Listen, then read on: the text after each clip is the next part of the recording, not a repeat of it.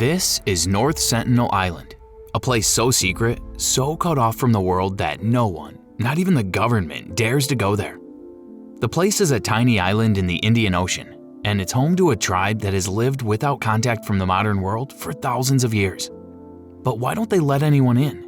And what happens if someone tries to visit? In November 2018, a young American named John Allen Chow decided to visit the place illegally. The 26-year-old missionary was obsessed with the goal of converting the Sentinelese to Christianity. These indigenous people have lived on their island for thousands of years, completely cut off from modern civilization. They have no idea about smartphones, cars, airplanes, or even basic concepts that we take for granted every day. The Indian government has made it crystal clear that nobody is allowed to visit this island. There are several reasons for this strict rule. First, the Sentinelese people have no immunity to common diseases that we carry. A simple cold or flu could wipe out their entire population. Second, they have consistently shown they want to be left alone. For over a century, they've attacked anyone who tries to approach their shores. But John Allen Chow was a deeply religious man who believed he had a divine mission. He was convinced that God wanted him to bring Christianity to these isolated people. He had been planning this trip for years, studying survival techniques and even taking archery lessons to prepare himself. John knew what he was doing was illegal, but he believed his religious calling was more important than any law. He traveled to Port Blair, the capital of the Andaman and Nicobar Islands, which is the closest major settlement to North Sentinel Island. Once there, he found a local fisherman and offered him 25,000 rupees, which is about $300. This was a huge amount of money for a local fisherman, and John convinced him to take the dangerous journey. The fisherman agreed, probably not fully understanding the risks involved. On the night of November 14, 2018, they set off under the cover of darkness. They had to avoid the Indian Coast Guard, who patrol these waters specifically to keep people away from the Forbidden Island. John packed carefully for his mission. He brought a GoPro camera to document his journey, a kayak for the final approach to shore, some scissors as a gift, dried fish as food, a football as another present, and most importantly to him, a Bible. As dawn broke on November 15th, they could see North Sentinel Island in the distance. The island is small, only about 23 square miles and covered in dense jungle. It looks like paradise, but John was about to discover that it was anything but welcoming to outsiders. He told the fisherman to stay back and wait at a safe distance. Then he climbed into his kayak and began paddling toward the beach alone. His heart must have been racing as he got closer to shore. He could see some traditional huts and heard voices of women talking in a language that no outsider had ever learned to understand. As John prepared to land his kayak on the beach, he suddenly saw two Sentinelese men emerging from the jungle. They were carrying traditional bows and arrows, and they did not look happy to see this stranger on their shores. John tried to be friendly. He called out to them in English, saying, "My name is John. I love you, and Jesus loves you. Jesus Christ gave me the authority to come here to you. Here are some fish for you." He held up the dried fish he had brought as a peace offering. But the two men did not understand a single word he was saying. To them, John was just another invader who needed to be driven away. They loaded their arrows into their bows and aimed directly at him. John realized he was in serious danger and quickly turned his kayak around, paddling frantically back toward the boat. Most people would have given up at this point, but John's determination was stronger than his fear. A few hours later, he decided to try again. This time he approached the north shore of the island, thinking he might have better luck there.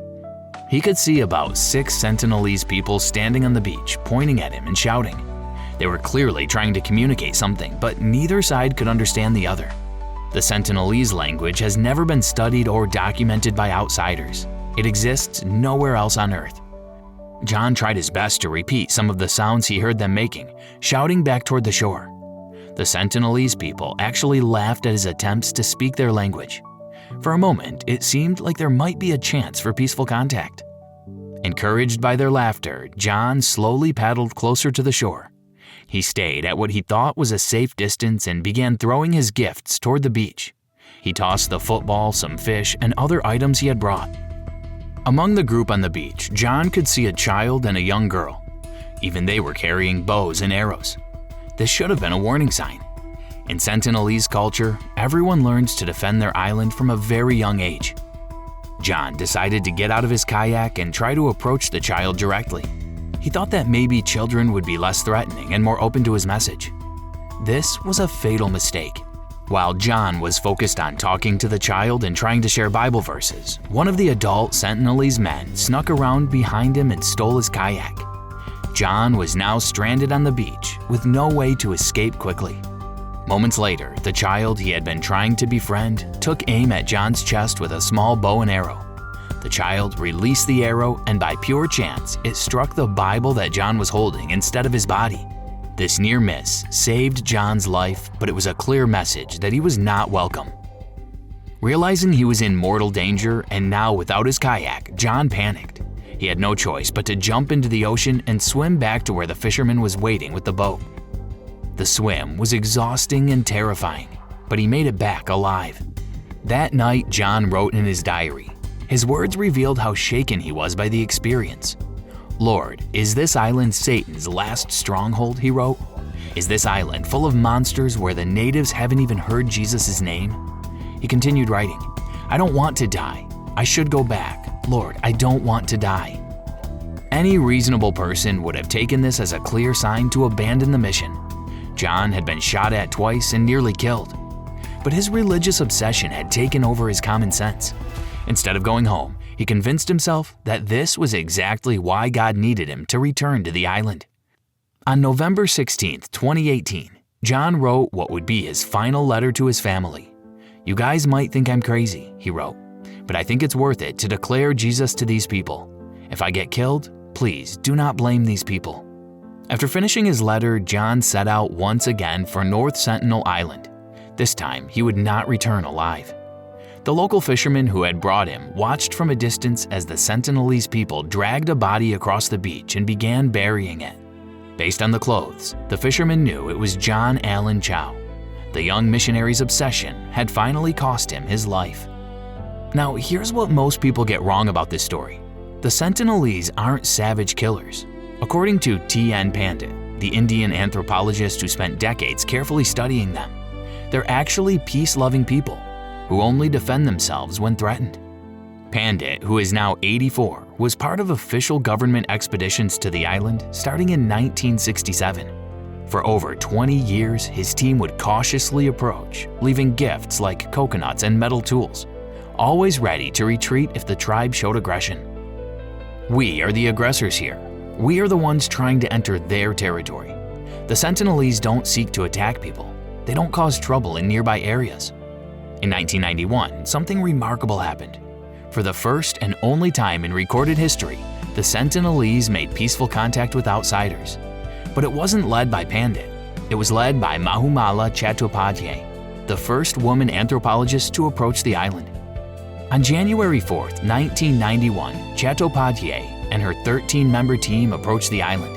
What happened next was extraordinary. The Sentinelese came to the beach without weapons. They actually waded into the ocean to collect coconuts directly from the visitors. But the most incredible moment came when a Sentinelese man raised his bow to shoot at the visitors. A Sentinelese woman stepped forward, pushed down his arrow and gestured for him not to shoot. The man listened, buried his weapon in the sand, and for the first time ever, outsiders were allowed to step onto their beach and hand over gifts directly. Was it because a woman led the expedition? The presence of women in the contact party seemed to signal that these weren't warriors or threats, but peaceful visitors. 1 month later, Pandit and Chattopadhyay returned together. And again, the Sentinelese were friendly, collecting coconuts peacefully. But then, just as suddenly as it began, the peaceful period ended. After 1991, every subsequent contact attempt was met with violence again. Nobody knows why. Did something happen during those visits? Did someone in the tribe fall ill from diseases the visitors carried? Did internal tribal politics change their approach? The mystery remains unsolved. To truly understand what makes the North Sentinelese people so extraordinary, we need to travel back in time about 70,000 years, long before any civilization existed, before pyramids were built or cities were founded. Our earliest human ancestors lived in Africa. These ancient people were the first modern humans, and they began one of the most important journeys in human history. Scientists call this journey the Out of Africa migration.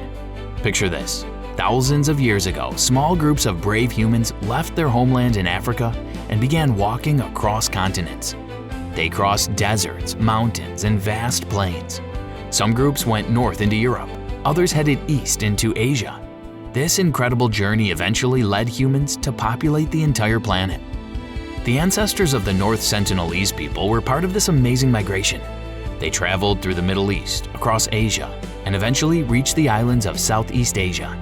But here's what makes them so special. Once they reached North Sentinel Island, they stayed. For 70,000 years, they've lived on the same small piece of land, completely isolated from the rest of the world. Think about that for a moment. While the rest of humanity was building empires, inventing, writing, creating technology, and connecting across oceans, the Sentinelese people continued living exactly as their ancestors did tens of thousands of years ago. They represent a direct link to our ancient past. They're like a living time capsule of early human civilization. This makes them incredibly valuable to scientists and historians. By studying how they live, we can learn about how all our ancestors lived before agriculture, before cities, before modern technology. They hunt and gather food the same way humans did at the dawn of our species. Their tools, their social structure, their daily life gives us a window into our shared human heritage. But this also makes them incredibly vulnerable. They have no immunity to diseases that the rest of us carry. They have no knowledge of modern weapons or technology. They've never seen a car, a plane, or even a metal knife. Their entire world is their small island, and they have no idea that billions of other humans exist beyond their shores. These early humans traveled from East Africa to Yemen, then walked across to the Indian subcontinent, eventually reaching Myanmar, Southeast Asia, and spreading across islands all the way to Australia. But here's the key difference. While mainland populations mixed and intermingled over thousands of years, the Sentinelese became completely isolated on their island home between 10 and 30,000 years ago. This isolation means they never learned agriculture, which was discovered about 12,000 years ago. They're still hunter-gatherers, picking fruits, hunting wild boar, fishing, and collecting turtles. They're often called a Stone Age people, but that's not entirely accurate. They've adapted brilliantly, using iron salvaged from shipwrecks to tip their arrows and spears. From the limited observations we have, here's what the Sentinelese are actually like. They're short in stature, around 5 foot 3 inches to 5 foot 5 inches, with dark skin, well-defined muscles, and short hair. There are no signs of malnutrition or obesity. They appear remarkably healthy. Some paint their faces with yellow paste. They don't wear clothes but use fiber strings as bands around their heads, necks, and waists. Women wear thinner strings, men wear thicker ones. The men carry bows, arrows, and spears at all times. They build incredibly narrow outrigger canoes which are less than 2 feet wide, and that's what they use for fishing in shallow waters. They live in 2 types of shelters: large communal huts for multiple families with several hearths, and smaller temporary beach shelters for single families. Their population is estimated between 50 to 500 people, organized into about 3 small bands across the island. Another interesting thing is that their language is completely unique. When Pandit brought members of the neighboring Anjay tribe to try to communicate, the Sentinelese couldn't understand them at all. In fact, they became angry when other Andamanese people approached. Their language had diverged so much over thousands of years that it's now unclassifiable. From Chow's diary, we know their language contains lots of high-pitched sounds like ba, pa, la, sa.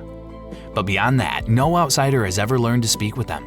They remain linguistically isolated from every other culture on Earth. But Chow wasn't the last to ignore these warnings. In March 2025, just a few months ago, another American, this time a social media influencer named Mikhailo Polyakov, illegally landed on North Sentinel Island. He didn't see any Sentinelese people, but left behind a can of Diet Coke and coconuts as offerings, recorded video footage, and even collected sand samples before leaving. He called himself a thrill seeker and was arrested by Indian authorities. What he didn't realize is that his reckless attempt at social media content could have wiped out the entire tribe through disease transmission, just like what happened to neighboring tribes. Police discovered this wasn't his first illegal adventure. He had been conducting reconnaissance of the island since October 2024 and had already illegally filmed other protected tribes in the region. Here's why these illegal visits are so dangerous. When the British colonized the Andaman Islands, they forced contact with neighboring tribes. The results were catastrophic. The great Andamanese population crashed by 99%. The Anjay fell by 85%. The Jangil people were completely wiped out and are now extinct. Meanwhile, the Sentinelese who have remained isolated are described by every observer as extremely healthy, alert, and thriving.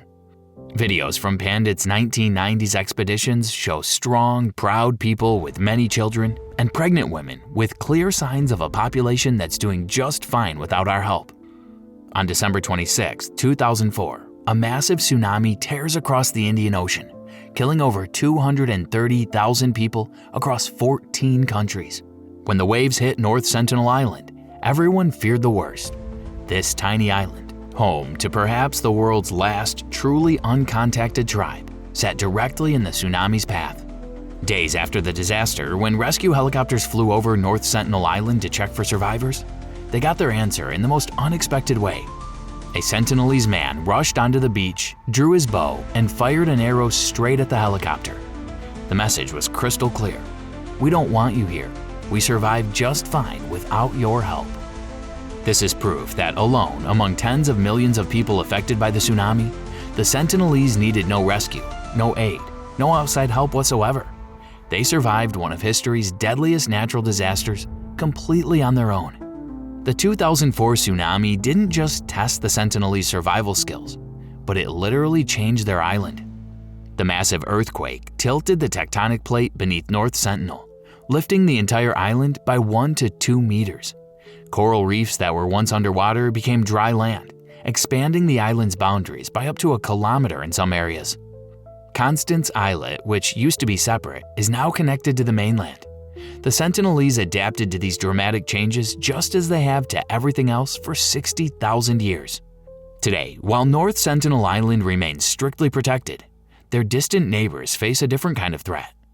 The Shampan people, also uncontacted, live on Great Nicobar Island about 150 kilometers south. The Indian government plans to turn their island into the Hong Kong of India, cutting down 3 million trees for a megaport, new city, international airport, and bringing in 650,000 settlers. International genocide experts have called this plan a death sentence for the Shampan. It's essentially what one expert described as a corporate John Allen Chow project, which forces contact that could destroy an entire people. But this time, for economic development instead of religious conversion. The Sentinelese story isn't just about one isolated tribe. It's about respect, survival, and the right to choose your own path. They've survived ice ages, natural disasters, and centuries of outside pressure while maintaining their independence and health. Their message has been consistent for over 150 years. Leave us alone.